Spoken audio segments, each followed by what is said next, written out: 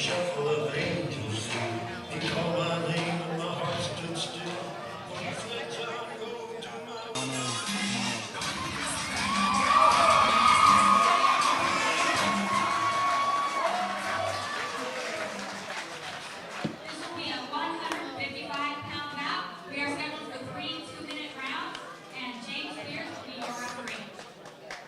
Why does the commission send so many referees? I think like 2 would suffice.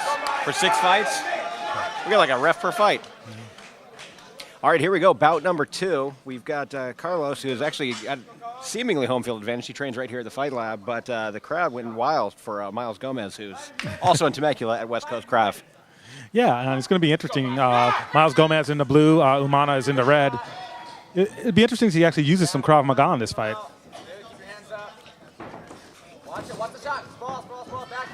Good takedown by Umana. Right into Gomez's guard. Umana is 1-1, and Gomez is making his debut.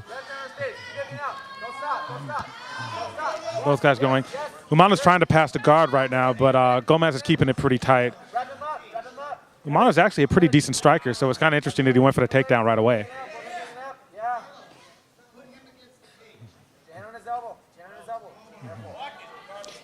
When you say you're curious if you'll see some Krav, what would you look at that would be uniquely Krav Maga to look for? Well, I mean, there would be a lot of strikes to the behind the knee. There'd be a lot of stuff in Krav Maga is actually illegal. It's a lot of knife fighting and throat attacks, but groin attacks and things of that nature. But they do have some pretty good standing control positions. It's usually used in self-defense scenarios. But like I said, it's been interesting. Right now, it looks like he's just using standard jiu-jitsu guard. Looks like he's going up, maybe looking for an arm bar or a triangle.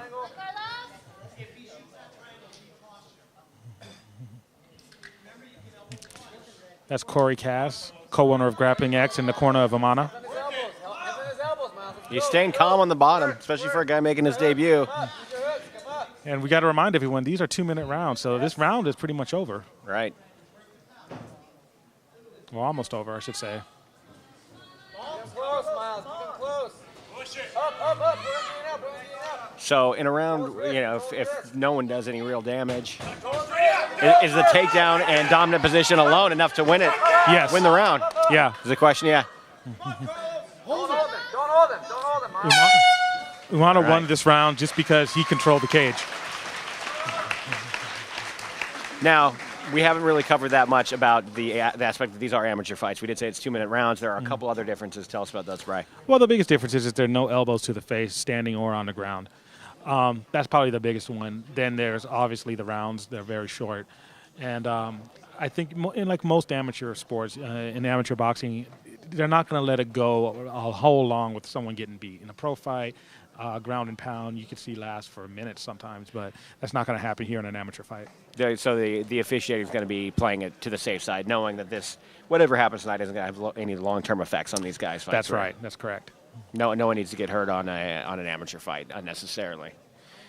All right. Well, it's an interesting first round. We're getting ready to.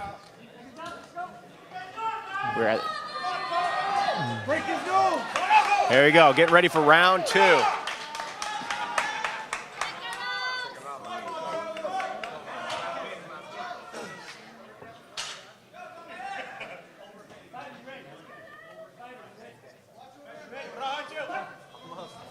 All right. Beginning round number 2. Circling. Decent kick by Gomez.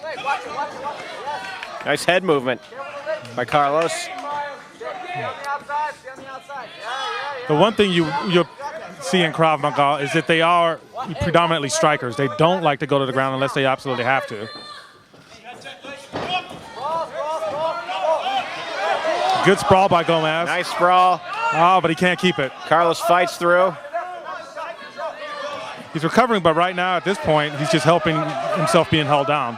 He's trying to wrench his neck out of there. He doesn't have a submission there. That's nothing. No. He's just holding. He was just fighting to control. And Umana's already passed the side control. Side control right in the middle of the ring. Put your right elbow on the floor. Your right elbow, put it on the floor. And this is a bad spot for Gomez because he really has no leverage. Being Krav Maga, I don't know how much escape knowledge he has as far from a jiu-jitsu perspective. We did see Zhao Uzis in his corner, so he does have some pretty good jiu-jitsu pedigree as far as training. He's raining down some forearms. You said elbows were illegal, but those were essentially hammer fists. Right. And again, this is a 2-minute round. So you have to give it to Umana again unless Gomez does something spectacular in the last few 30 seconds or so. Right. And there aren't a whole lot of offensive options from this particular position. No, you have to regain guard. Regain guard or roll out and escape. Watch the mount. Watch the mount. Watch the mount. Use your forearm on his neck. Use your forearm on his Carlos neck. is, content to control position, land blows when he can. Probably knows he's got 2 rounds in the books for himself. Yeah, that's pretty much it, and that's the round. No, Myles Gomez looked very comfortable standing up, and he looked like that's where he would obviously prefer to keep the fight. We'll see if he's able to do that. He hasn't been in the first 2 rounds. Yeah, and it's kind of tough if you don't have good takedown defense. In a 2-minute round, you don't have a lot of time to make up for the points that takedown did. So even if he did get back to his feet and he's struggling and it takes him 30 seconds to get back to his feet, he's still losing. Yeah. He's down 2 rounds to 1 in my opinion. He's got to finish the fight. He's got to finish his opponent in order to win. So we'll see him probably aiming for the fences with his hands and feet, and if he's got some submissions, maybe we'll see him surprise us with a submission attempt. But yeah, you're right. If he's winning, he's got to finish. And I would actually be really aggressive coming out. He needs to establish a jab and then set up a big right or a big kick. He has to finish the fight.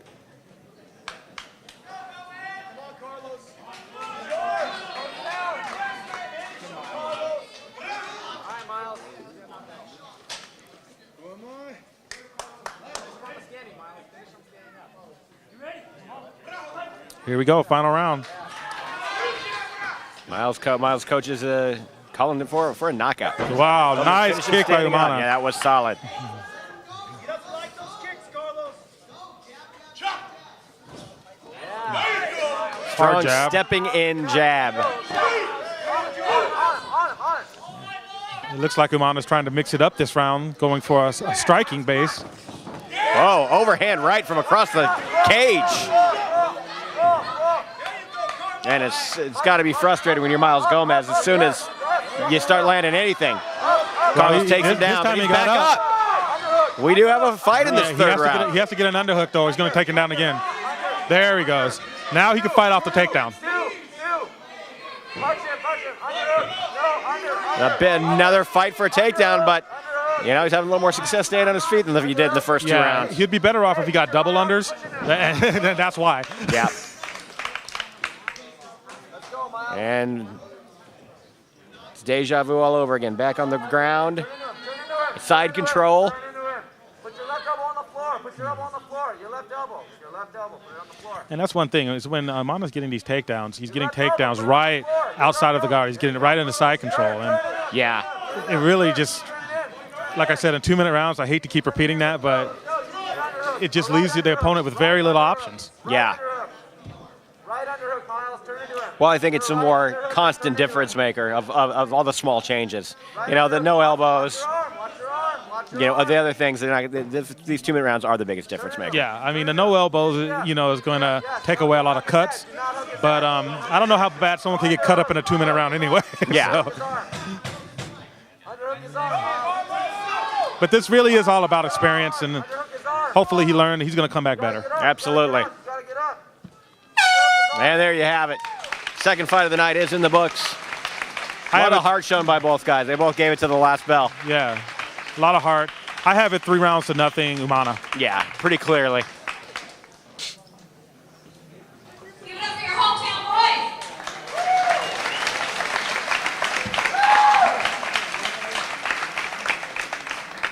Okay, we have a unanimous decision. All 3 judges see it the same way. Score the fight 30-27 for the winner. In the red corner, Carlos Umana!